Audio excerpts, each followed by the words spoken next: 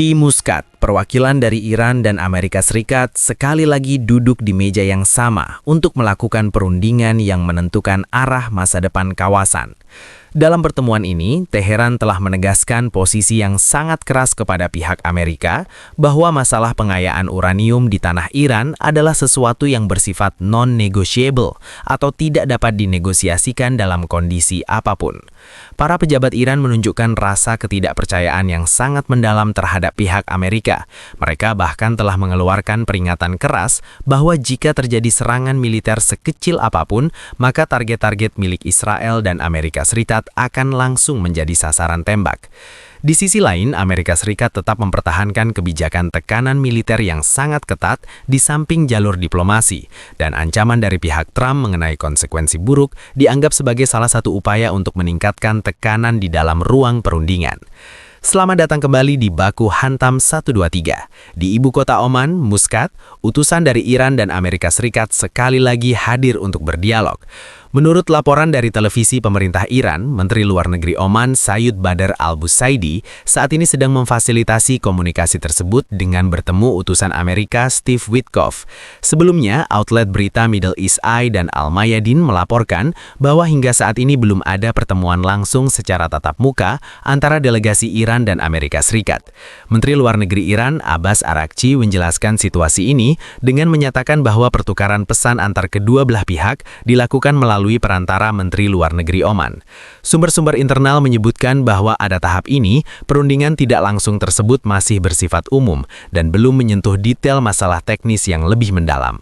Menurut kantor berita Iran IRNA, Teheran telah memberikan pesan yang sangat jelas kepada Amerika Serikat bahwa keberadaan uranium di wilayah kedaulatan Iran adalah hak yang mutlak. Artinya tidak akan ada kompromi dalam bentuk apapun mengenai hal ini.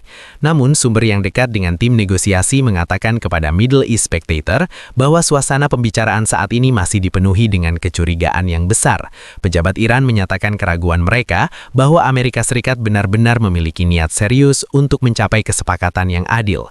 Pengalaman mereka tahun lalu menunjukkan bahwa Amerika Serikat mencoba menjebak Iran dalam perundingan hanya untuk mengalihkan perhatian, sementara di saat yang sama memberikan lampu hijau kepada Israel untuk menyerang Iran sebelum akhirnya Amerika sendiri ikut terlibat dalam aksi tersebut. Dalam atmosfer penuh kecurigaan inilah perundingan di Muscat berlangsung. Posisi Iran dalam perundingan kali ini sangat spesifik, yaitu bahwa pembicaraan hanya boleh terbatas pada program nuklir damai dan pencabutan sanksi ekonomi. Sebaliknya, Iran menolak keras setiap upaya untuk memasukkan kemampuan rudal mereka ke dalam agenda pembicaraan, dan menyebut hal itu sebagai syarat ilegal yang tidak berdasar. Pejabat tinggi Iran telah memperingatkan dengan nada yang sangat serius bahwa jika terjadi agresi militer, maka pangkalan-pangkalan militer Amerika di kawasan, serta negara-negara yang menjadi tuan rumah bagi pangkalan tersebut akan masuk ke dalam zona bahaya serangan balik Iran.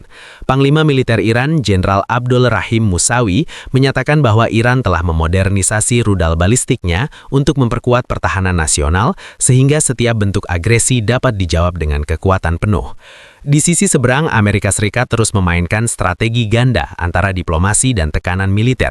Juru bicara Gedung Putih, Caroline Leavitt, menyatakan bahwa meskipun ada ruang untuk kesepakatan baru, Presiden memiliki kapasitas penuh sebagai panglima tertinggi dari militer terkuat di dunia untuk menggunakan opsi lain jika diperlukan.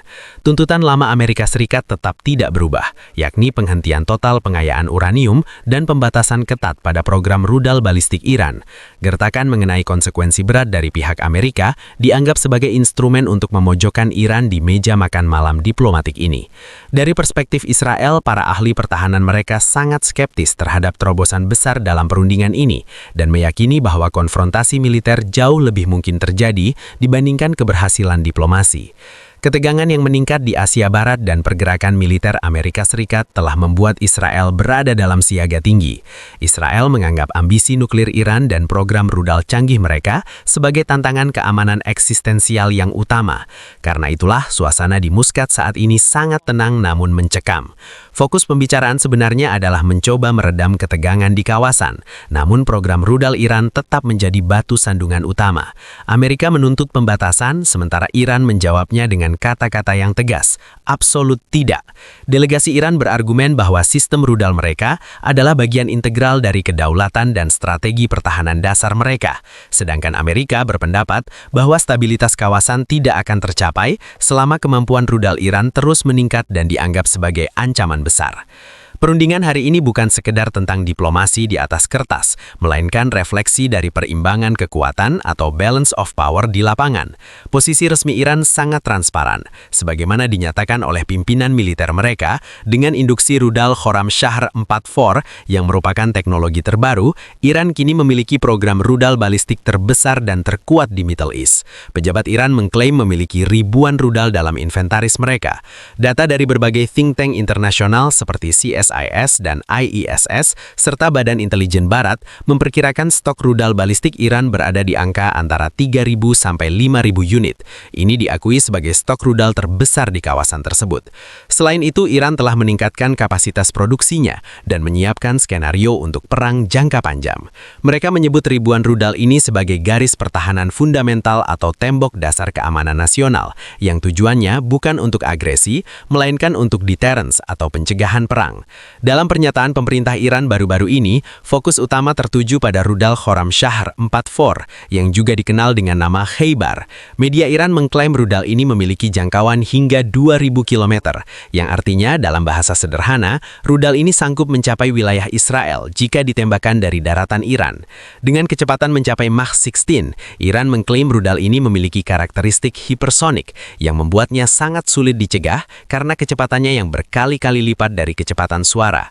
Selain itu, nama-nama seperti SOMAR, Howeiss, dan Paweh sering disebut sebagai ancaman bagi target darat jarak jauh. Di medan laut, Iran juga memamerkan rudal anti kapal seperti Nur, Gader, dan Abu Mahdi yang diklaim mampu menenggelamkan kapal perang musuh di perairan Teluk. Dengan pangkalan rudal bawah tanah dan kota-kota rudal yang tersembunyi, Iran merasa memiliki pondasi pertahanan yang tak tergoyahkan. Namun, mari kita lihat sisi lain dari gambar ini, yaitu klaim dari Amerika Serikat dan Israel. Amerika Serikat membanggakan sistem pertahanan anti-rudal tercanggih di dunia, termasuk sistem THAD atau Terminal High Altitude Defense Area. Sistem ini dirancang untuk menghancurkan rudal balistik yang datang pada fase akhir penerbangannya di atmosfer. Selain itu, sistem Patriot yang legendaris juga telah disiagakan di berbagai negara untuk menghadapi ancaman jangka pendek dan menengah. Di laut, sistem Aegis yang terpasang pada kapal-kapal Angkatan Laut Amerika memberikan perlindungan berlapis bagi armada mereka. Israel pun menyatakan kepercayaan diri yang tinggi pada sistem pertahanannya, mulai dari Iron Dome untuk roket jarak pendek, David Sling untuk ancaman menengah, hingga sistem Arrow 2 dan Arrow 3 yang dirancang untuk mencegah rudal balistik di ruang angkasa. Laporan dari para analis Amerika menyebutkan bahwa dalam ketegangan baru-baru ini, Amerika telah mengerahkan stok pencegah THAD dalam jumlah besar. Beberapa analisis bahkan menyebutkan sekitar 100 hingga 150 pencegah telah diluncurkan, yang mencakup hampir 20% dari total stok yang tersedia secara global. Ini menunjukkan bahwa meskipun canggih, sumber daya pertahanan Amerika tetap memiliki batasan jumlah. Selain pertahanan, Amerika dan Israel juga menekankan bahwa mereka memiliki kemampuan serangan udara langsung. Dengan jet tempur Silum F-22 dan F-35 yang mampu menghindari radar dan pembom B-2 Spirit yang bisa menjangkau target jauh di dalam tanah, mereka memiliki opsi ofensif yang sangat mematikan. Kapal selam dan kapal perang Amerika juga dipersenjatai dengan rudal cruise Tomahawk yang sangat presisi. Begitu pula Israel yang memiliki pengalaman panjang dalam melakukan misi udara jarak jauh dengan dukungan pengisian bahan bakar di udara dan intelijen tingkat tinggi. Namun pertanyaannya tetap sama, apakah semua senjata ini benar-benar berfungsi untuk mencegah perang atau justru mempercepat terjadinya ledakan konflik? Seorang analis dari Middle East Spectator berpendapat bahwa perundingan saat ini terjadi di bawah bayang-bayang kecurigaan yang sangat ekstrim. Ada kekhawatiran bahwa sementara Amerika dan Iran bernegosiasi, Israel mungkin akan meluncurkan serangan mendadak yang kemudian akan memaksa Amerika Serikat untuk ikut campur dalam perang dengan dalih melindungi keamanan Israel. Jika perang benar-benar pecah, pertempuran kali ini jauh lebih mengerikan dibandingkan konflik-konflik sebelumnya di kawasan tersebut. Analisis menyebutkan bahwa Amerika mungkin akan menyerang dari laut untuk melindungi pangkalan mereka di Teluk Persia dari balasan Iran. Namun korban jiwa di pihak Iran akan sangat besar dan Selat Hormuz kemungkinan besar akan diblokade total. Pada akhirnya, perundingan di Muscat memunculkan dua narasi besar yang saling berbenturan. Iran Iran percaya bahwa ribuan rudalnya adalah jaminan keamanan nasional, sementara Amerika dan Israel berpercaya bahwa sistem pertahanan dan angkatan udara mereka adalah jawaban atas segala ancaman. Pertanyaan besarnya adalah, apakah semua senjata ini benar-benar berfungsi untuk mencegah perang atau justru mempercepat terjadinya ledakan konflik? Dunia kini tertuju pada Muscat.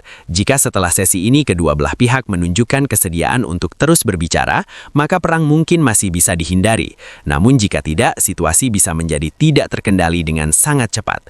Terima kasih telah menyimak analisis mendalam ini di Baku Hantam 123. Sampai jumpa di laporan berikutnya. Bagaimana menurut Anda? Apakah diplomasi di Muscat akan berhasil meredam kekuatan rudal Iran, ataukah ini hanya sekedar ketenangan sebelum badai besar melanda Timur Tengah? Sampaikan pendapat Anda di kolom komentar di bawah ini.